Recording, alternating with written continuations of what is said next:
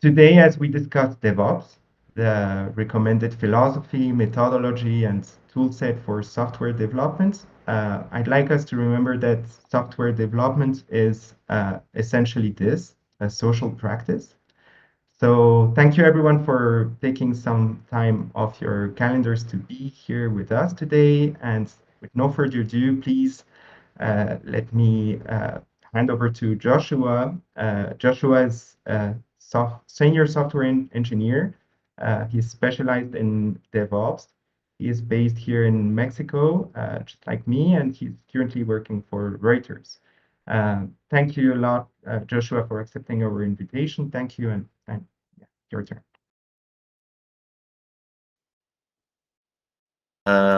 Yeah, nice to meet you all. Welcome. So today I'm gonna be giving you a brief introduction to what DevOps is, what are the tools that are mainly used for DevOps, and also how can you apply DevOps into your own personal projects. As it doesn't have to be like all the tools that maybe you have heard of, or all the steps in maybe some methodology that you might know. It's just to enable you to work faster and also to be able to collaborate, as Shervin mentioned, with different people, maybe from different teams or within your team. It's also very useful to know some of these um, definitions about DevOps. So first, I'm gonna go like some over some definitions about what DevOps is, and afterwards, I'm gonna be um, explaining how can you take all of this into your own projects. So I'm gonna start sharing my screen. If you're not able to see it, you can let me know. I'm also gonna be saving. If you have any questions, if you can write them down and we can address them at the end of the talk, so we can keep going at least for just the talk, and we can have more time to discuss the questions at the end.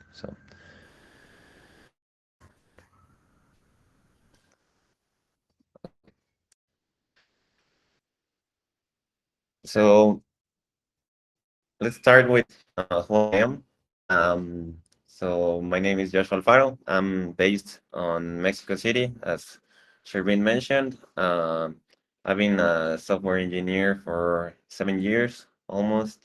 Right now, I'm a senior DevOps engineer at Thomson Reuters. Previous to that, I studied computer science here in Mexico City as well, and started working as a front-end engineer on Honeywell, where it wasn't like my first approach into software development, and also I learned a bit of some of the concepts of DevOps there.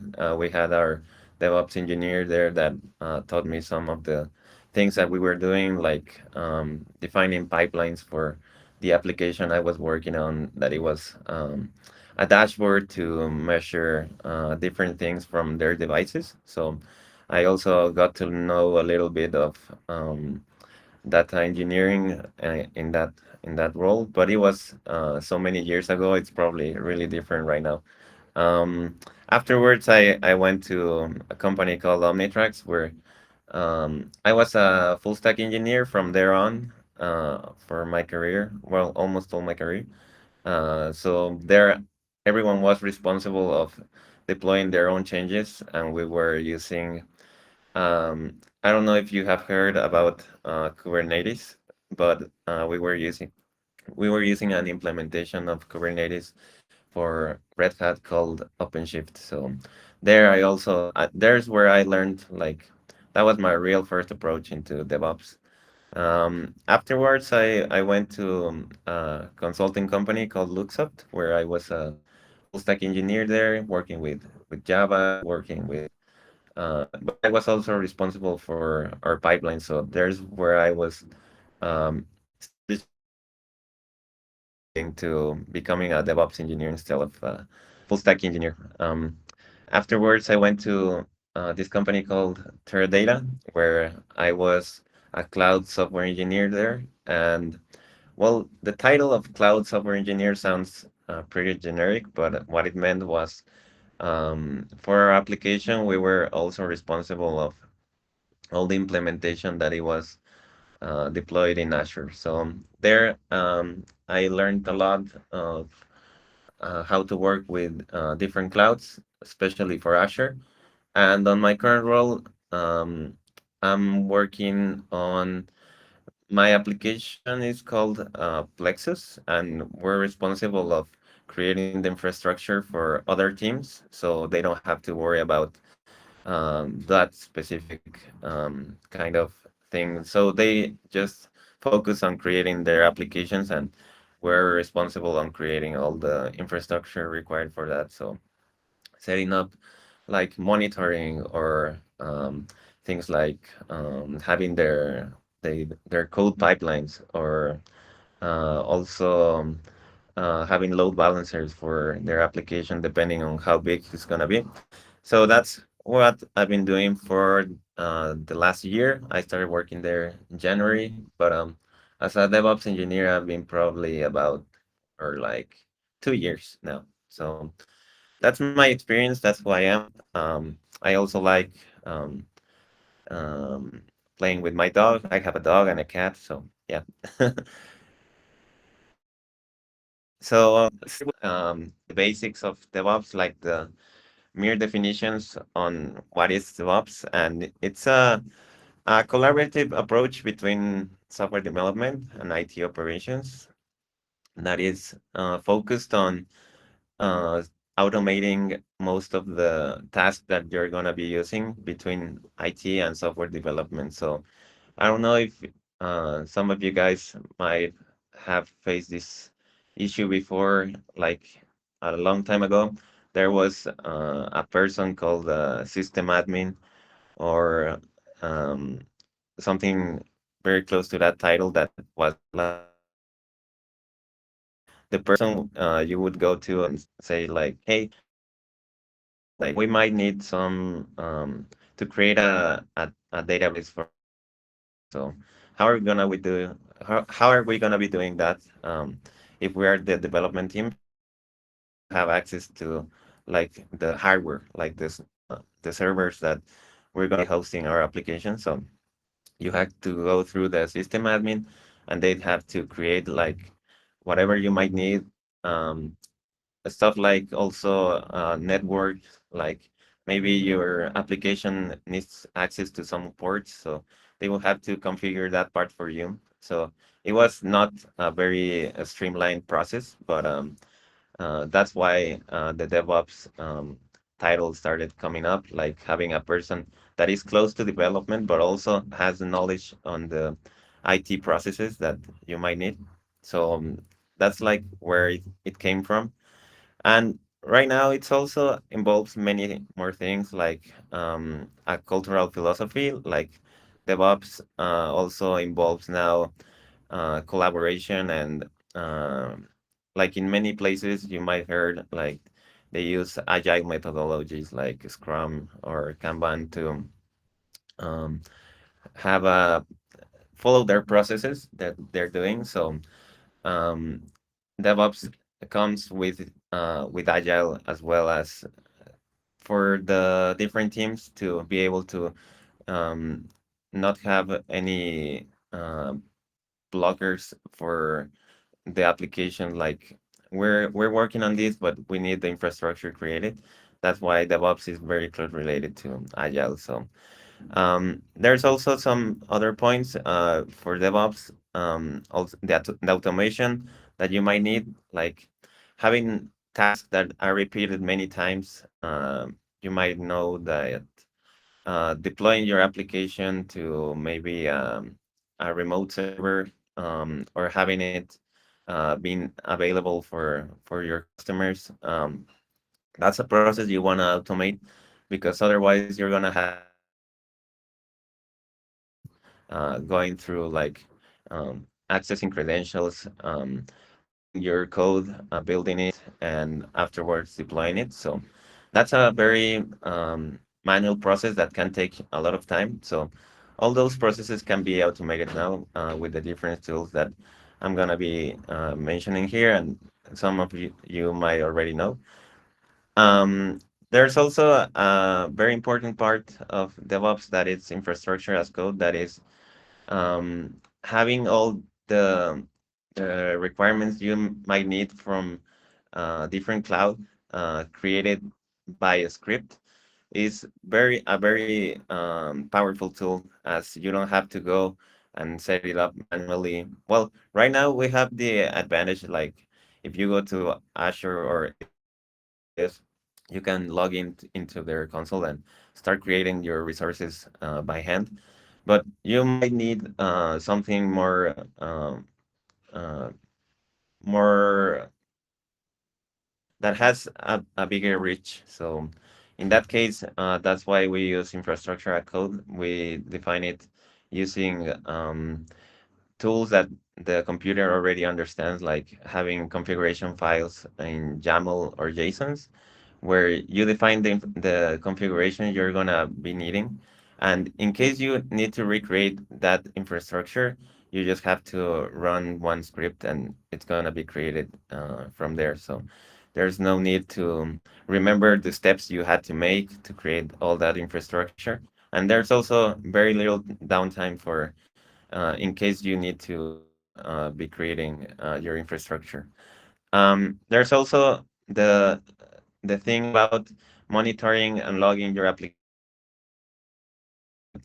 For many teams, it's like very critical. For instance, if your application is used by many users and there's an error that starts happening in production, like for instance, if your application might be a streaming service and your users are not able to watch the videos, you need some kind of automatic alert system that starts sending maybe notifications or emails for the person that is on call for that day to be able to watch the what's the issue in that moment. Otherwise, you're gonna have downtime, and also your users might I don't know, maybe switch to a different software because you had a lot of downtime because you didn't have any monitoring setup. So that's a very big part of it as well. And also scalability for your application. Maybe for now, your project is for a very small customer that has, I don't know, 10 users per day, right? But somehow it gets very popular, and you start having 100, 1,000, a million users. So uh, scalability in DevOps is enabled by the infrastructure you set up. So you can just scale horizontally or vertically about how many users you're gonna be able to support, and you can define all those parameters as well. So you don't also, for instance, if you set up your project to maybe take, I don't know, be able to take 1,000 users, but you're never hitting those numbers, you're gonna be using much more many resources on the cloud, and that's gonna cost you. So it's also gonna save you money to be able to scale your resources to uh, be using much less than you might need. So you can also save money using all these approaches. On the image I put here, you can see some of the tools that might be used for continuous integration and development. That is going to be also another slide over the next couple minutes. But you can see maybe you have worked with GitHub or with Docker to create images about your software, but there's also many other tools like for monitoring or for building your application. I recommend you also have a look at Jenkins and Datadog. They I I've used Jenkins. I think Jenkins is has a free tier plan, so you can build your code with that. Like if you're having a Python project, you can build it with Jenkins and automate that part of your process. So that is the basics of DevOps. It also has some core values. DevOps, it's the culture, automation, measurement, and sharing. So the culture is talks about having collaboration and also communication for within your team and also with other teams, like having that channel available to be able to say, hey, we're gonna be needing this kind of things from our application, or we're gonna need more resources. So that part is very important for DevOps, and you can apply this culture aspect of it, like doing stand-up meetings, even if it's only you or if you have like two persons in your team. You can just do one daily meeting about talking about your progress and um, how the if you have any blockers related to what you're working on. That's more of a Scrum practice, but in DevOps, it's also like recommended to follow those same steps. And having collaboration tools like you probably heard of Slack for having Teams or any kind of communication. I've heard some people used to talk with their team with Cisco many years ago, and the collaboration was really bad. So right now we have a lot of tools in our disposal to be able to talk with another teams. Even having, for instance, here in Gather, if you have a team here, it's a great place to be having those conversations and also moving with your project. For automation, um, the biggest, the two biggest concepts that I should mention, it's CI/CD, that is continuous integration and continuous deployment, and also the infrastructure as code. So for the CI/CD side of it, it's automating the building, the testing, and the deployment of all your software. So um, for that, we have many tools like the one I mentioned, like Jenkins, Terraform, also JFrog. It's for creating artifacts that is maybe bundling your application once it's built with a pipeline created in Jenkins. So that's the CI/CD aspect of it.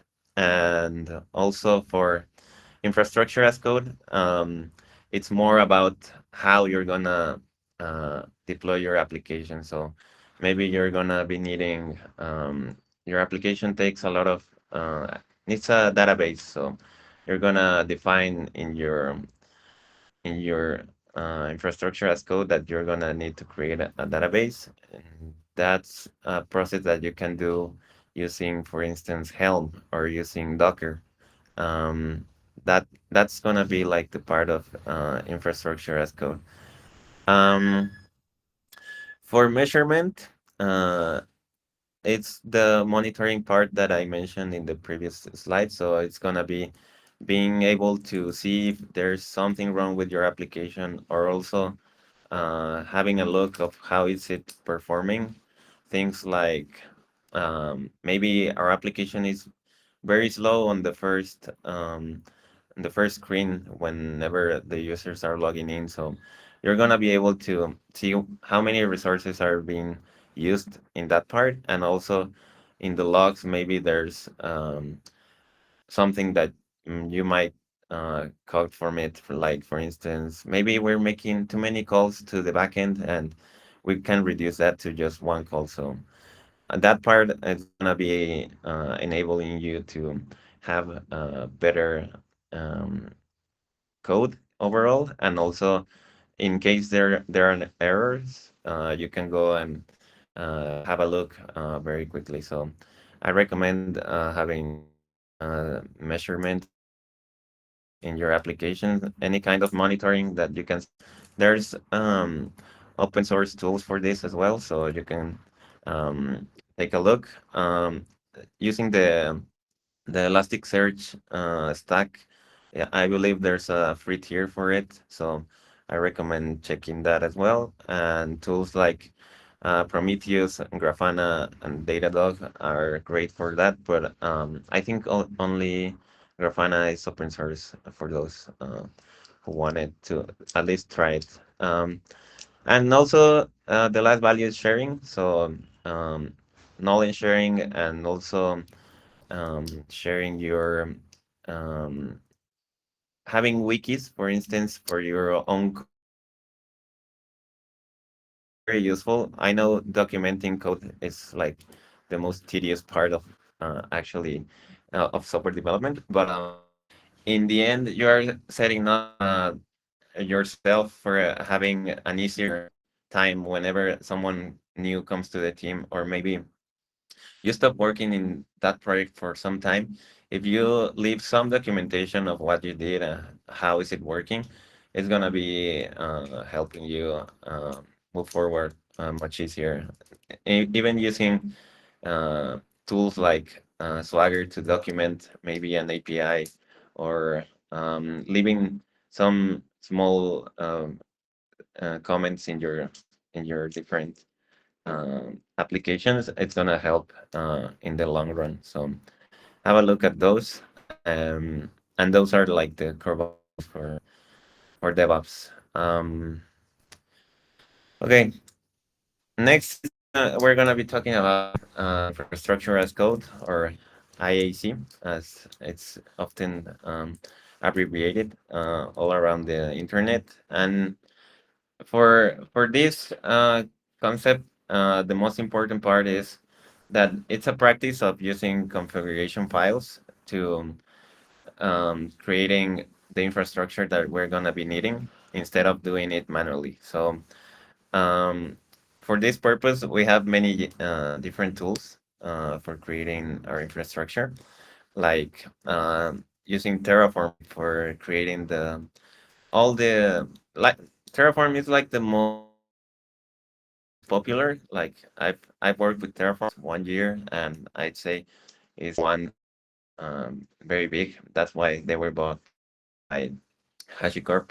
But maybe in your case, let's say you use Kubernetes, so you can set up your infrastructure directly with CloudFormation. There's also different tools like Ansible and Puppet that are also tools that are created for the same purpose. And well, Docker, it's something that I wanted to mention here, as it's not part of infrastructure as code, but for your application, you might be creating, you might want to deploy it in different places. And for that part, you can create Docker files and Docker compositions with everything your application might need, and you're gonna be able to deploy it anywhere. So using these tools, that's like the most important part about infrastructure as code. It's very useful once you get the hang of the syntax that it's using. But in the beginning, you might think this is gonna slow me down instead of help me. Just I don't know. I just need I'll give you an example. I just need two virtual machines, one for my database, one for my application. I'm gonna go and create it by hand. If your project is small enough, you can go and do that. But if you think or you feel like your application is gonna be growing, um, I'd say at one point you should be considering creating your infrastructure with configuration files, and that's also gonna be much easier to debug in case your infrastructure starts failing. You can see maybe it wasn't created correctly, or maybe you need to create to assign it more resources. So you can set all those parameters when you are using configuration files instead of going and doing it by hand. There's also this prevents errors from if you have more than one person in your project, and more of more than one are going and modifying the configuration that your application might have. Um, if they do it by hand, it's gonna be hard to track if something is not set up correctly. Instead of having configuration files where you can go and have it, maybe all your configuration files, um, have it in a repository like in Git, so you consistently create your infrastructure as you might need it. So for this same topic, I wanted to give you a small example about infrastructure as code applied in a software project. So let's go ahead um, with the scenario that is, imagine you a software project of a web application that needs to get deployed in a cloud environment. So the team decides we're going to be using AWS. So what you're gonna like the minimal setup for this is gonna be defining the infrastructure. Like I mentioned, if you're using just AWS, you can go ahead and create it directly with CloudFormation or with Terraform. To create, maybe you need a database. So in AWS, it's called RDS if you're using relational databases. Otherwise, you can create them with Dynamo, right? So all those things, you can define them in your infrastructure as code, like in your configuration files, instead of going and create them manually. After you need to provision that infrastructure, same using the tool that you might have chosen, and that tool is gonna interact directly with the APIs of any cloud you wanna be using. So that's also a very big point of using infrastructure as code. You don't need to learn all the methods each of the cloud providers have. Like if you're using Google Cloud, Azure, and AWS, that's a lot of different that you're gonna be needing to learn in each of them. What's the component that it's gonna be doing what you need it to do? So instead, just use one of these tools, and you don't need to worry about learning on any of the APIs of each of the cloud providers. So that's a very big thing also for using infrastructure as code. Um, you could also set up um, uh, version control using a repository, like I mentioned, using maybe GitHub or GitLab or Bitbucket, whatever fits your needs better. But it's very important to have somewhere your code, not just locally in your folder, because even though that might seem safe at the beginning, um, if maybe something happens to your computer, you're gonna be regretting not having it somewhere else. So, uh, most of the things that your project uses should be deployed to a repository to have your code there in case. There's also versioning for your code, so maybe you push a change that breaks everything. And in if you have only your changes locally, you might not be able to recover to the previous state where everything was working. And if you use version control, you're gonna be able to return to a previous commit where everything was working. So um, I'm gonna be drinking some water because I think I have talked a lot. Um,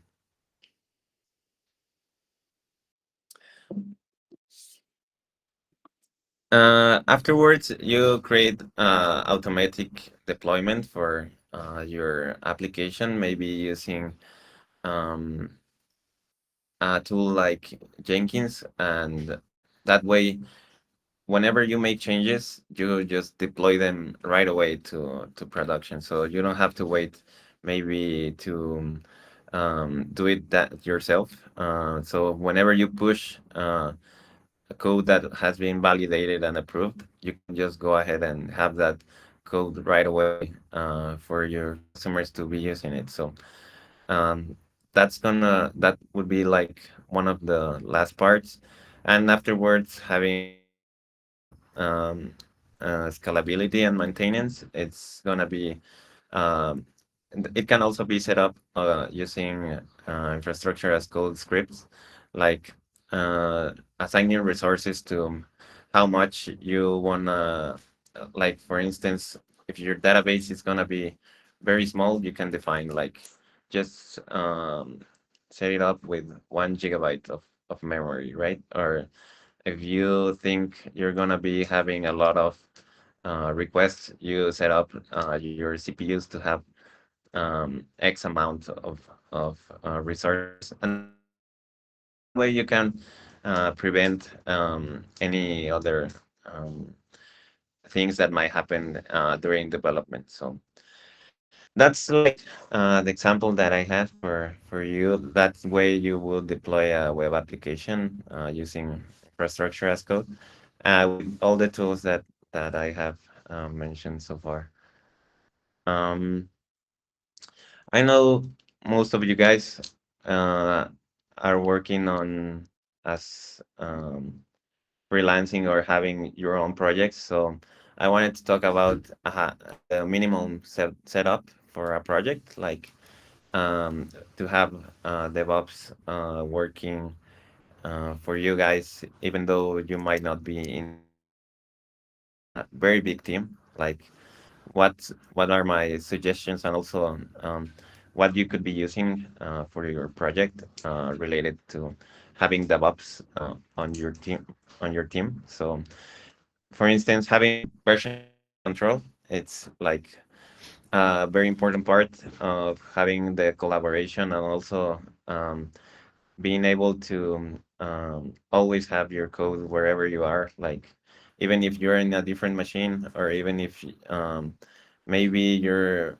project has already ended and you don't want to keep it in your local files anymore, you can just have it there. And most um, version control tools have a lot of memory that they give for free. So um, the most popular tool for this is Git. I would use a different tool that I was trying to remember the name, but I don't remember anymore. It's similar to Git, but in left behind because of Git. Right now, it's like the main version tool that we use, and we have many different um, providers for Git.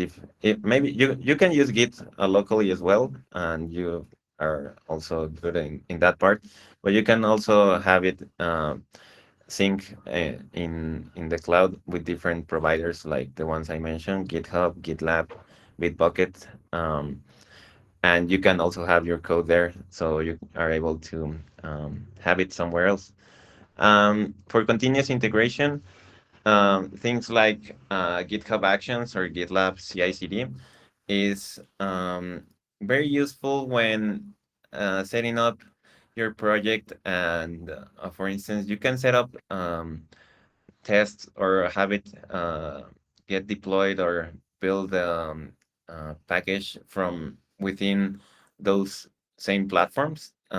So it's very useful if you want to set up like the minimal continuous integration part. You can start using those tools that these same version control providers give you. So for continuous deployment, I'd suggest also GitHub Actions or using Jenkins, that it's gonna be running through a pipeline, and that pipeline is defined to um, maybe test, maybe also build your application, maybe have it different type of tests that you want to do, like integration test or performance test.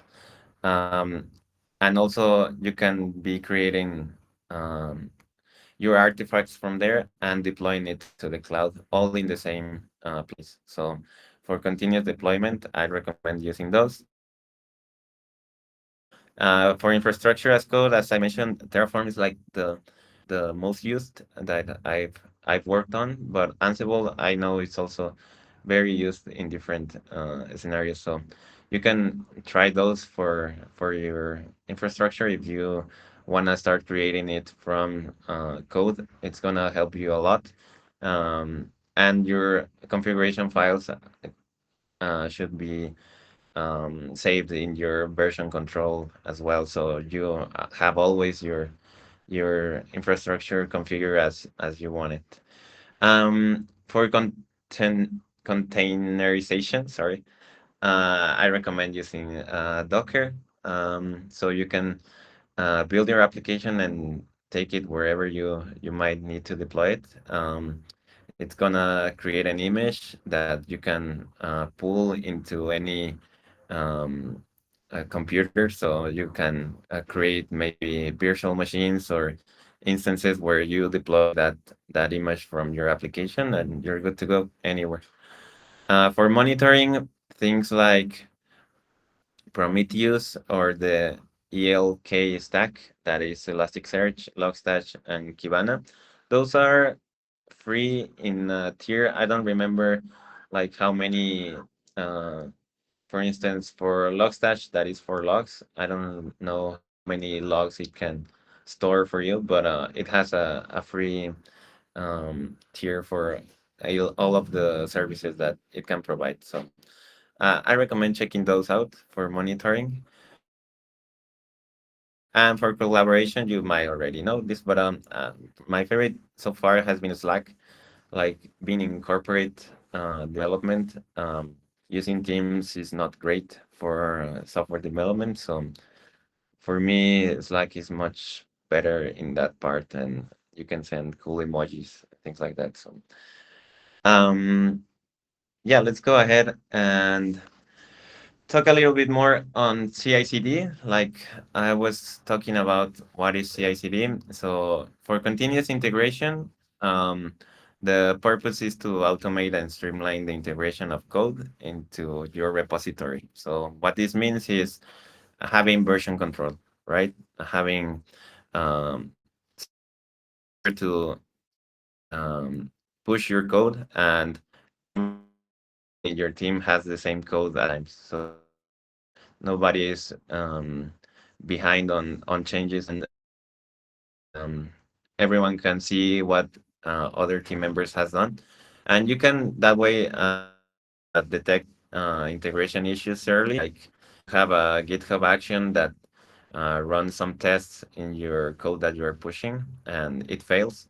You know that code is not gonna work in your environment. So uh, it can also detect security vulnerabilities. So that's a big part of continuous integration as well.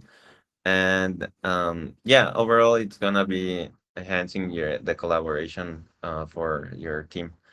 And for continuous deployment, once your code is working, you can have it deployed to anywhere you want, like having it in any cloud provider, and that way you can have your application deployed anywhere. So that way, uh, that part of having continuous deployment is very important, as um, other than minimizing errors about deploying it by hand, your code, and creating, I don't know, maybe going to your console and pushing your changes by hand, that can have, it's prone to issues, right? We're humans, so maybe you grab the a different package that you should have been pushing to what you wanted to deploy. That all those things are not existent if you have set up a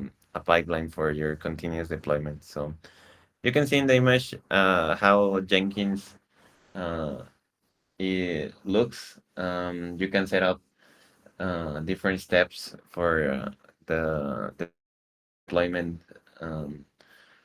step, and also like you see running some tests. if anything fails there, you can wait to deploy your application and not have your users maybe pay the price on that. So, um, okay, let's go to the next one. So, for this particular talk, I think this diagram is important as the talks from tomorrow are gonna be for LLM ops and ML ops. So my side is the pink one, where you can see um, it's specific to DevOps, having the software development and configuration management and creating the infrastructure as code.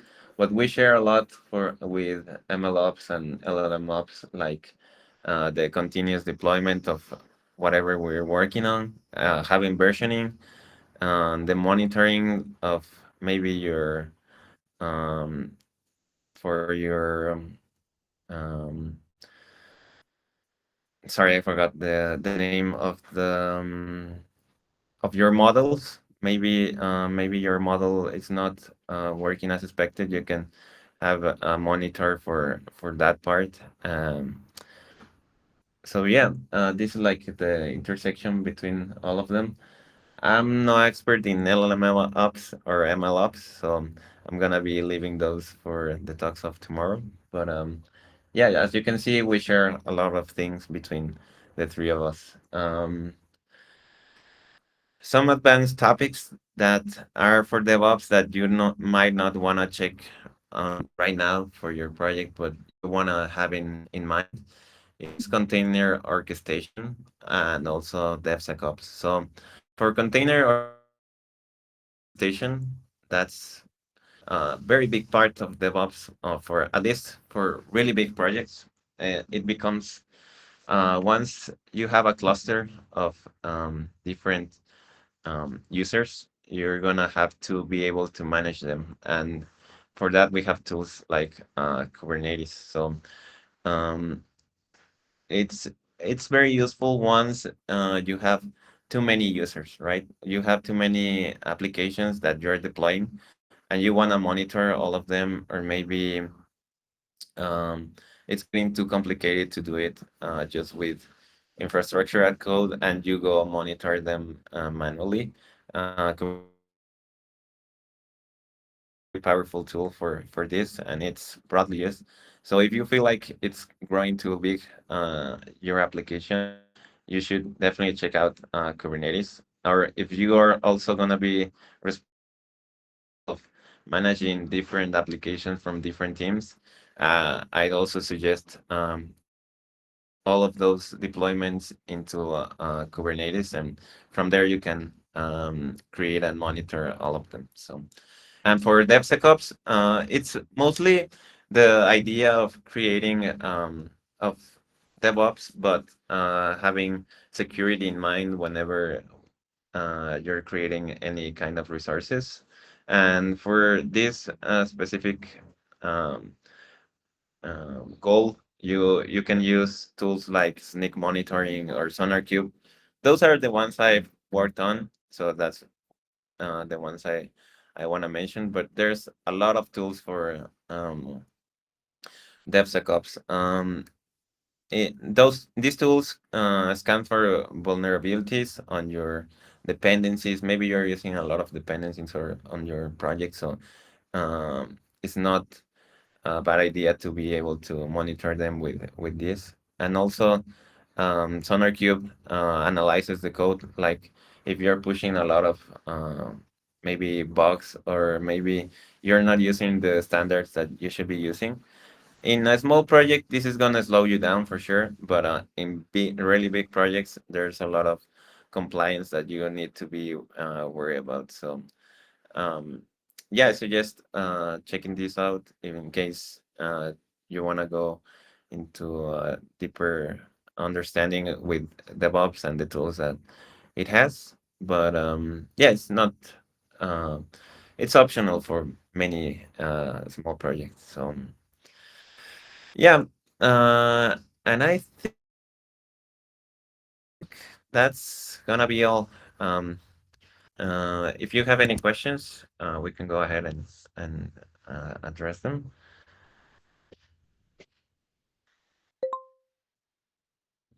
Yeah, go ahead, Sherry. First of all, thank you very much for this presentation and this talk. It was very interesting and well, thanks a lot.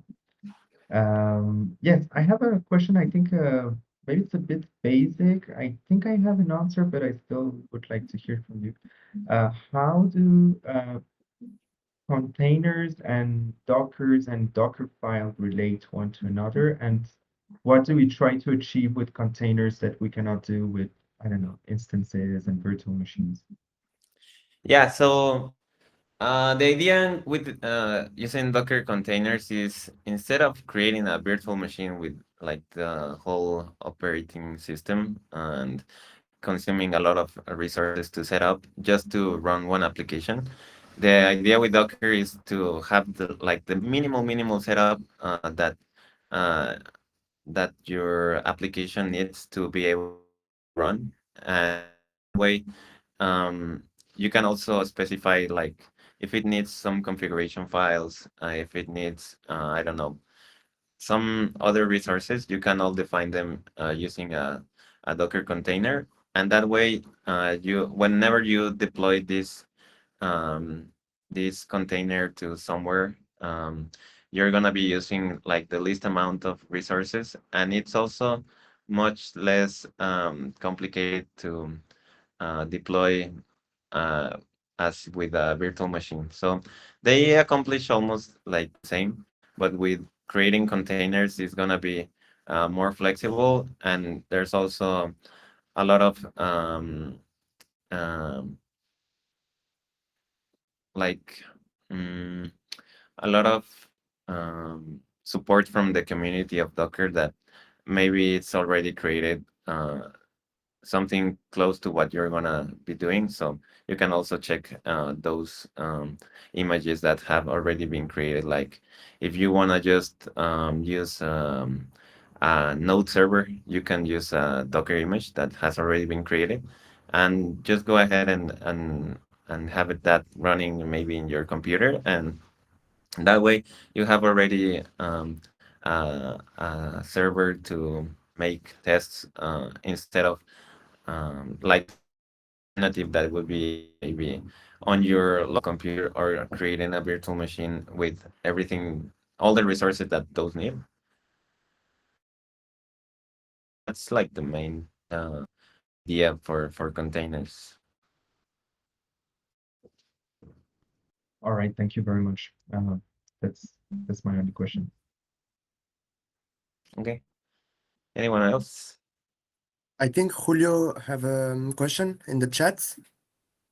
How Ah, do you let me check manage it. DevOps for hybrid approaches? Data lake, warehouse, lakehouse, is it possible? Um, let me think of this.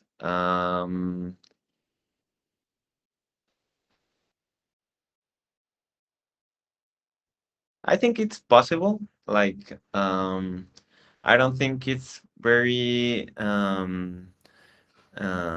like having DevOps for um, different type of